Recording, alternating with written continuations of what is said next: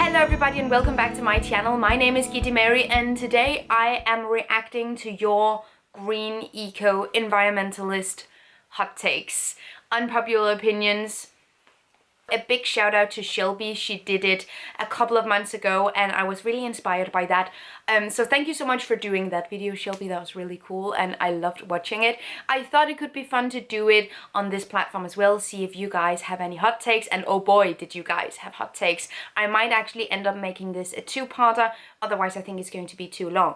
So let's get right into it. The first hot take is something that I predicted. I foresaw it. A lot of people submitted this exact opinion, so I thought I wanted to start out strong. Individual actions does not matter. Corporations are to blame for the majority of the environmental impact, so changing as a consumer does not matter. Also, too many people don't care about environmentalism, so doesn't matter. Obviously, I don't agree with this, otherwise why would I have made this channel? Why would I have started going zero waste? Why would I have done any of the things that I've done if I believe that individual action doesn't matter? My big take when it comes to this specific genre of pessimism, which I definitely relate to and to many extents also agree with, but personal individual actions does matter, even though corporations are to blame for the majority of the impact that's happening to the environment. These two facts can exist at the same time. Voters and consumers have a huge power to change things. Corporations also aren't run by robots, even though some of the CEOs might look a little bit like robots. They are actually also run by people, and a lot of the things that are changing within corporations and within some companies, within some brands right now, all started with consumer awareness. It's also very much a self-fulfilling prophecy, because if you act based on the notion that your actions doesn't matter and your consumer opinions and behavior doesn't matter, if you act according to that, then nothing is going to change, and then you would have been right. So it's really just an evil circle of taking away your own power as a consumer. Does consumers have less impact than big corporations? Yes, absolutely. And it doesn't make sense to hold consumers accountable for their impact to the same level as we need to hold corporations accountable, because they do have more impact, they can do more things, they have more resources. There's so many things we can do, and yeah, obviously I don't agree with the notion that individual action doesn't matter. Also, for me, at least, sustainability, whilst also being about changing the status quo, being about bettering the planet, has also had a huge personal positive impact on my life. So it's also something I do because it makes me feel really, really good, which I guess is selfish, but it's also really difficult to be really engaged in something that doesn't make you feel good. People forget that not everyone can live in the exact same way. I don't know who people is in this specific scenario, but I definitely agree that within sustainability, or whenever we talk about sustainable living and within the movements, especially online, a lot of the time, sometimes it's presented, or a certain lifestyle is presented as though this is accessible to everybody, and that's something that I've learned through the internet, through social media, and talking to all you guys. But not everybody has access to the same things, so we can't really talk about sustainability as a one-size-fits-all. That's also really unhelpful. So yeah, not everyone can do the same things ever. Vegan doesn't always mean sustainable. I was hoping this was going to come up because I absolutely agree with this as well. And a really good example, something that I'm also going to talk about in an upcoming greenwashing video, is H&M's collaboration with PETA, which is a really good example of how just because something doesn't involve animal cruelty doesn't make it sustainable or green or ethical even. Especially when veganism is used commercially within companies, in advertising, etc. I'm really, really skeptical about it. Very often. We will never convince everybody about climate change, and that's okay. Yeah, it kind of has to be okay, but we also really don't need to. We just need politicians and corporations to act as though climate change is real. And then those people who don't believe in climate change will have to be forced to live in a system that acknowledges the existence of climate change. But long-term sustainability sometimes involves making a not so sustainable choice. Yes, I think that is also true. And I think it's true because perfectionism within sustainability is absolutely unhelpful. to everybody. And if you're going to live sustainably for a long time and not burn out, you will also have to acknowledge that sometimes you cannot do things perfectly. And I think that is a really important part of maturing in your lifestyle. That's something that I have been through myself with perfectionism and the trash jar, etc. Sometimes you have options and none of them are ideal. And that's just living. And I think that is where it becomes really important to not beat yourself up over not being perfect. That's also not what we're aiming for whatsoever. So this is much more my pace, but individual actions matter no matter what other people say. It does, because it improves your own life.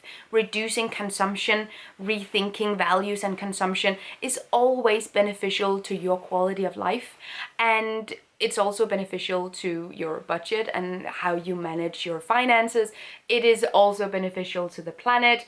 And whenever we talk about sustainable actions, whenever we try to change ourselves and better ourselves, it's also creating a ripple effect where we influence each other, where we affect each other and each other's choices constantly. One of my friends a couple of years ago called me up and said, "You ruined discount shopping for me. Now whenever I'm in a store wanting to buy something, I think about the fact that this was probably made in sweatshops and I can't buy it."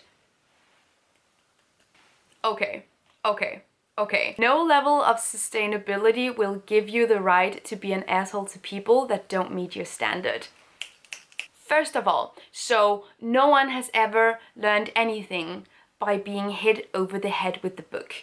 Ever. And that is also sort of my philosophy when communicating sustainability. If you're being a really unpleasant person whilst representing a sustainable movement or anything really, people will be much less inclined to learn more about it and ask you questions and try it out, because they will associate it with you and you were unpleasant that one time. So being the best representation for sustainability always will have a better, larger impact. And I don't have room in my life for people who are being assholes or self-righteous based on a choice that they were privileged enough to make. Changing a lifestyle is inherently a privilege. So I think this is absolutely true, and I'm not going nowhere near that kind of energy. And this is kind of a contradicting energy, but if you're not vegan, you're actively destroying the environment. And I don't agree with this. I agree that if you want to be more sustainable, it doesn't make sense to not reassess, to reevaluate your relationship with meat and dairy products. That just does not make sense. Reducing, step number one. Okay, but veganism is more than environmentalism. It is an ethical stance, and some people wouldn't call me vegan because I still wear my secondhand leather boots. Some people aren't vegan because they live at home. Some people aren't vegan because of health conditions. There are many reasons as to why some people aren't 100% perfectly vegan but are doing so much good for the environment still. So I think that statement alienates more people from even trying to reduce their waste or their impact or their animal products. And I don't think that's helpful. And it also makes things more difficult for you because it makes you feel more alone, and that doesn't help you either. So your mental health is also suffering from this kind of thinking. And I think we need to broaden our horizons a little bit and also think about that sustainability is not measured on one spectrum. It's several parameters that we're talking about, and it doesn't make sense to not reevaluate your relationship with meat, but sustainability is also more than that, and there are other aspects of sustainability that we need to talk about as well that are completely unrelated to veganism. Anyway, I don't think this is helpful to anyone, sorry. Not flushing when you pee. This is an eco warrior. Take notes, people. No, I don't know, maybe, yeah, sometimes when I'm alone I don't flush when I pee. All the zero waste influencers, if you always have vegan fancy meals out and at the end of the year you have all your waste in a mason jar, you're not a climate hero, you're just having someone else make your trash for you. Okay, spitting truths. I have talked about my relationship with the trash jar many times. I don't believe it. I think it's utter bullshit.